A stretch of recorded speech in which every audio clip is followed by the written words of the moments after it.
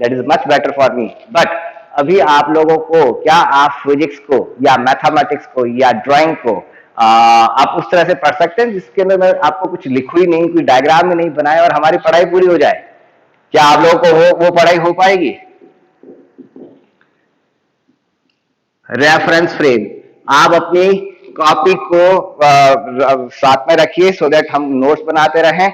मैंने जो आप लोगों को पीपीटी दी है उस पीपीटी में ऑलमोस्ट इंफॉर्मेशन है, लेकिन मैं यहाँ पर आप लोगों को वही पढ़ाता हूँ। बेसिकली हम करते भी क्या है, टीचर लोग भी क्या करते हैं, बुक में जो लिखा हुआ वही तो आप लोगों को कम्युनिकेट करते हैं, बस हमारा पढ़ाने का तरीका या हमारा उसको एक्सप्रेस करने का तरीका थोड़ा सा डिफरेंट रहता है। अदरवाइज वही चीज होती है जो बुक में है। बुक से आप डायरेक्ट भी पढ़ सकते हैं, हम बस उसको आपके सामने एक इलिस्ट्रेशन, आपके सामने एक इलिस्ट्रेटिव पिक्चर उसकी देते हैं सो दैट थोड़ा सा इजीली हम उसको ग्रैब कर पाए। सो हमारा फर्स्ट टॉपिक है, हमारा हमारा हमारा जो फर्स्ट यूनिट है वो है स्पेशल थ्योरी ऑफ रिलेटिविटी। और स्पेशल थ्योरी ऑफ रिलेटिविटी का जो हमारा फर्स्ट जो टॉपिक आ रहा है वो आता है रेफरेंस फ्रेम।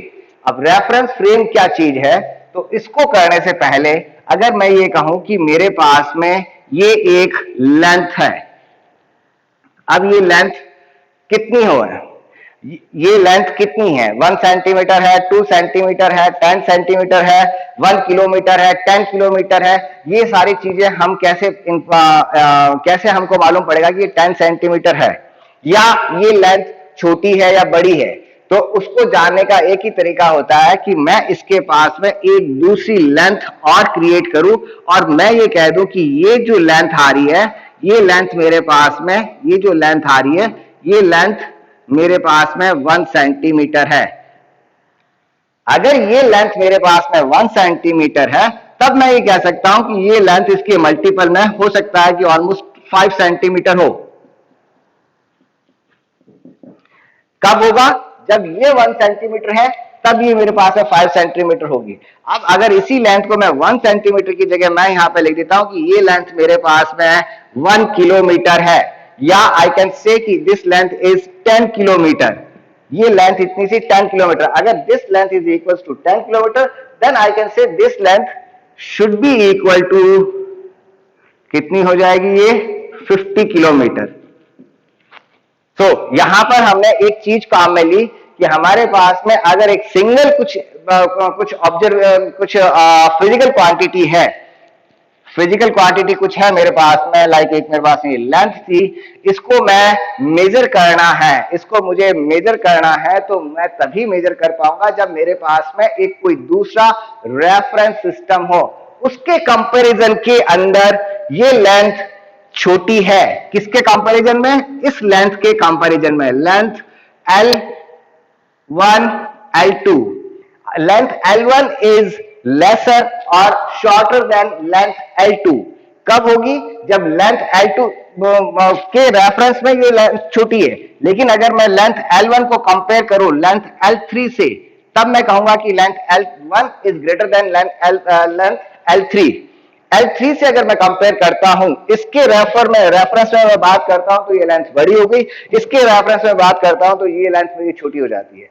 इंडिविजुअली अगर एक सिंगल लेंथ है मेरे पास में, एक सिंगल लाइन है, तो मैं नहीं कह सकता कि ये लाइन जो है इसकी लेंथ कितनी है। We can not predict, we can not determine it.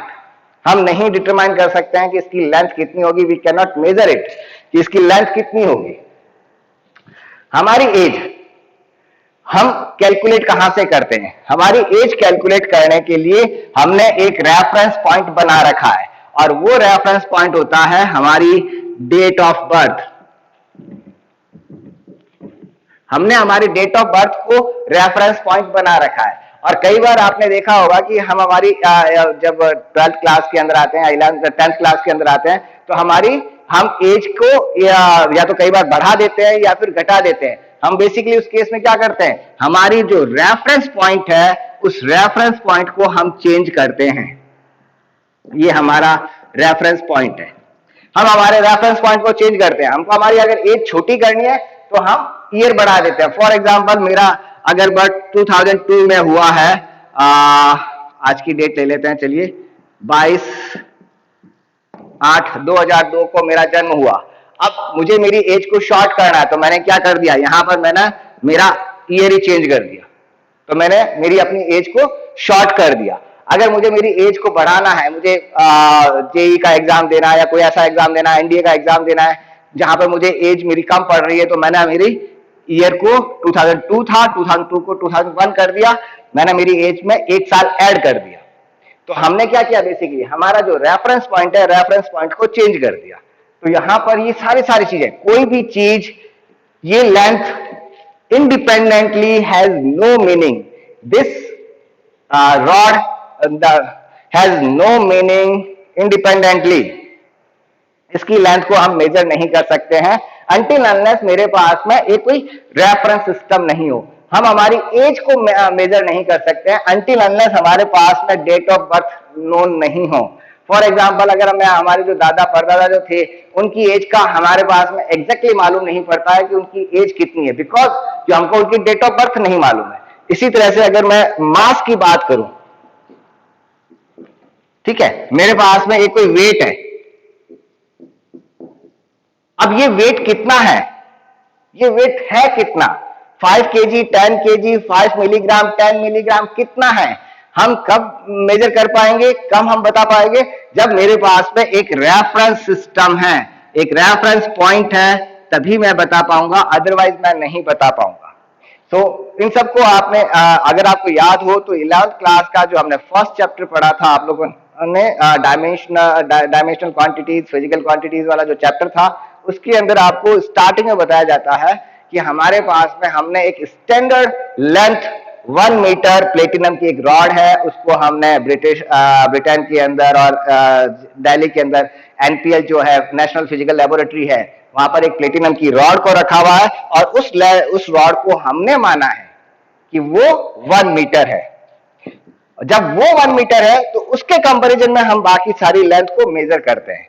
इसी तरह से हमने सीजियम एटम काम में लिया है,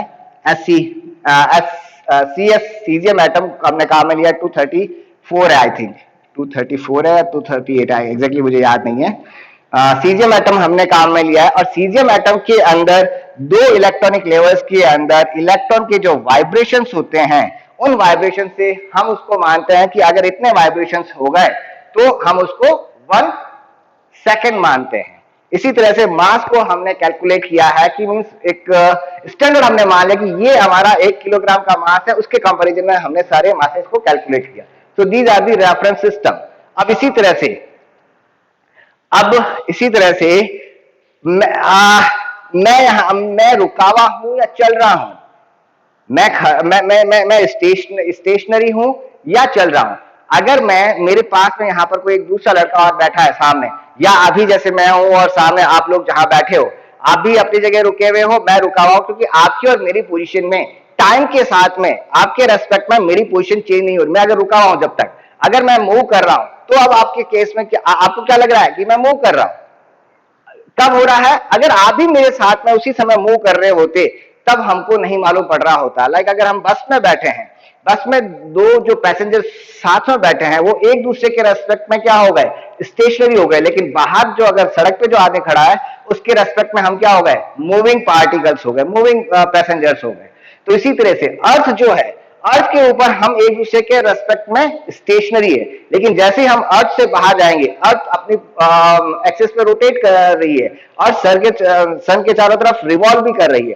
तब उस केस में क्या हुआ, तब हमारे पास में वहां पर एक वेलोसिटी आ गई बाहर वाले आदमी के रेस्पेक्ट में, अर्थ से बाहर जो आदमी है उसके रेस्पेक्ट में अर्थ रोटेट कर रही है, लेकिन अर्थ के ऊपर हमको फील नहीं होता है। मैं और मेरे पास में अगर कोई खड़ा है, लाइक आपकी क्लास में जो भी स्टूडेंट, मुझे नाम याद नहीं आ रहा है, फॉर एग्जाम्पल आपकी क्लास में अदिति है, अदिति और मैं हम अर्थ पे खड़े हैं, तो ऐसा नहीं है कि अर्थ रोटेट हो रही है तो मैं चला गया और अदिति उधर रह गई, या फिर वो अदिति यूं चली गई, ऐसा नहीं हो रहा है। अर्थ के ऊपर हम उस चीज को फील नहीं कर पा रहे, क्यों, क्योंकि हम दोनों अर्थ के ऊपर है और अर्थ के अलोंग ही हम मूव कर रहे हैं। तब रेफरेंस पॉइंट जो है यहां पर ये वर्क करता है।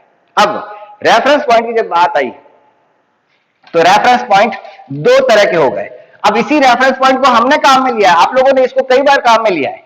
हम लोग इसको काम में लेते हैं जिसको हम नॉर्मली कहते हैं 1D 2D 3D, और हमारे पास में 3 एक्सेस हो गई, X axes, Y axes, Z axes, और उन एक्सेस से हमने कोऑर्डिनेट सिस्टम डेवलप किया, उन एक्सेस से हमने कोऑर्डिनेट सिस्टम डेवलप किया, और इस कोऑर्डिनेट सिस्टम से हमने किसी एक पॉइंट की हमने पोजीशन फाइंड आउट की, और वो पोजीशन हो गई एक्स वाई जेड, ये पोजीशन हुई।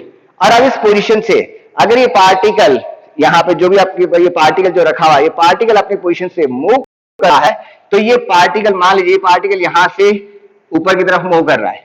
अब नए कोऑर्डिनेट हो गए इसके पास में X dash, Y dash, Z dash, particle move कर रहा है। जैसे पार्टिकल मूव किया, तब किसके रेस्पेक्ट में ये मूव कर रहा है पार्टिकल? यहां पर पार्टिकल किसके रेस्पेक्ट में मूव कर रहा है? ये पार्टिकल मूव कर रहा है इस ओरिजिन के रेस्पेक्ट में, इस फ्रेम ऑफ रेफरेंस के रेस्पेक्ट में ये मूव कर रहा है। सॉरी 0 0 0 ओ के रेस्पेक्ट में पार्टिकल मूव कर रहा है। इसी तरह से जहां आप बैठे हो, आपके रूम के अंदर देखो फैन लगा हुआ है, ट्यूबलाइट लगी हुई है, जैसे मैं मेरे रूम में देख रहा हूं, यहां पर सामने मेरे ऊपर एक वहां पे ट्यूबलाइट लगी हुई है, यहां मेरे एक फैन लगा हुआ है। मैं जहां पे खड़ा हूं, मेरी जो आंखें हैं, मैं एक ऑब्जर्वर हूं, ओ 0 0 0 इसके कोऑर्डिनेट है। यहां से मेरे लिए पंखे के कोऑर्डिनेट, मैंने इन एक्सेस को एक्स एक्सेस, वाई एक्सेस, और ये टॉप वाली मेरी जेड एक्सेस हो गई, इन एक्सेस के अकॉर्डिंग मैंने इसकी पोजीशन में बता सकता हूं कि इसके कोऑर्डिनेट क्या आ रहे हैं। अब जैसे ही मैं मूव कर रहा हूं, तो क्या हुआ, जैसे ही मैंने अपनी पोजीशन को मूव कर दिया और अब मैंने वापस उसके कोऑर्डिनेट को देखिए, ये मेरा फ्रेम हो गया, ये मैं हूं ऑब्जर्वर। ध्यान रखना, ये हमको आगे काम में लेंगे, ये मैं ऑब्जर्वर हूं। अब ऑब्जर्वर अगर अपनी, क्या हुआ, लाइट गई भी है भैया, बिना लाइट पढ़ा रहा हूं मैं तो खुद।